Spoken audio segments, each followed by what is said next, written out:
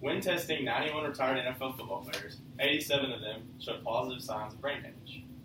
The NFL is showing signs to evolve and to help prevent these injuries and make the league a more exciting football to watch. I played football my whole life, and although I'm not an NFL athlete, I played 1 year in college and I've gone through the concussion protocol process. The NFL has changed greatly since the 1980s, and most people haven't realized it. Today I'll be telling you about the ways the NFL has changed in hits and collisions, play styles, and how players have changed since the 80s. First, let's talk about hitting and collisions has changed in the NFL. Back in the 80s, what sold tickets were big hits, running people into the ground, and just flat out hitting each other as hard as possible. Nowadays, people are taking more precautions in regard to concussions, and so now there are more rules that have been released. Like in 2017, to prevent injuries and concussions, the league made the rule stating it is a foul if a player initiates unnecessary contact against a player who is in a defenseless posture. A defenseless player can either be a receiver that had just caught the ball and had yet to turn upfield and got into a sprint and being hit, that's considered a defensive player, or a quarterback or anyone passing the ball that is either attempting to pass it and being hit, or just after they pass it and they're being hit. Or a player that's on the ground and had been laying there for more than a second and had been hit.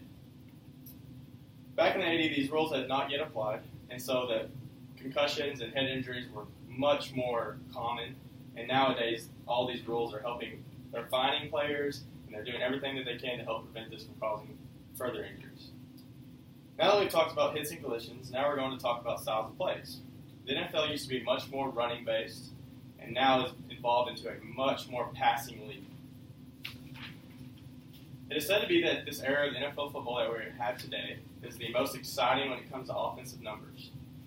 What I mean by that is there's more explosive plays happening, and it's just more exciting to watch all in all. Today's offenses are considered to be much more pass-first style, in which calling style plays have much more receivers and different type of formations and multiple different sets that make the game much more complex and exciting and more passing involved. The NFL became more of a passing league, which had made the game much more exciting to watch. The 80s were much more running than football, and you saw a bunch of repetitive plays. Most teams only had about 15 different plays that they would run because they would just run the same type of stuff, same formations, same type of everything.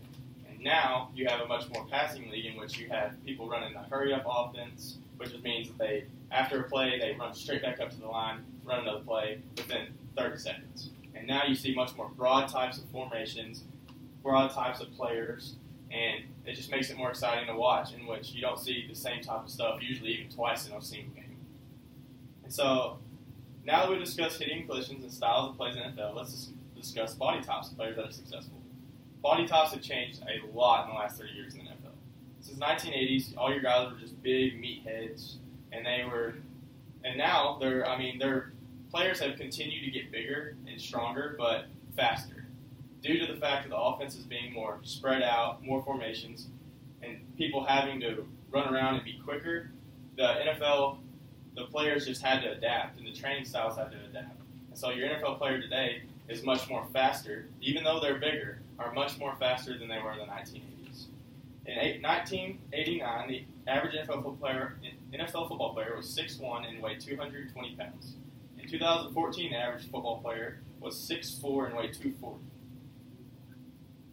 Wide receivers and defensive backs are the much quicker and faster that have had to adapt because of the style of game being much more pass. I mean, those are the guys that are catching the ball, those are the guys defending the pass, and they have had to evolve more than anyone because the game has changed so much that they are now more involved than they were back in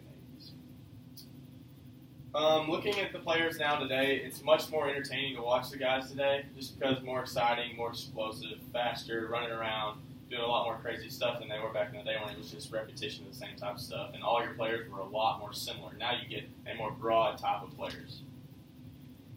In conclusion, you have learned ways that the NFL has changed in the last 30 years, and the NFL has changed greatly since the 1980s, and most people do not realize it. I've explained to you today how the NFL has changed in the last 30 years based on hits and collisions, styles of plays, size and attributes of successful players. And the NFL is trying to become a safer league by limiting hits to the head, but in becoming more exciting based on play calling and players progressing in size and speed.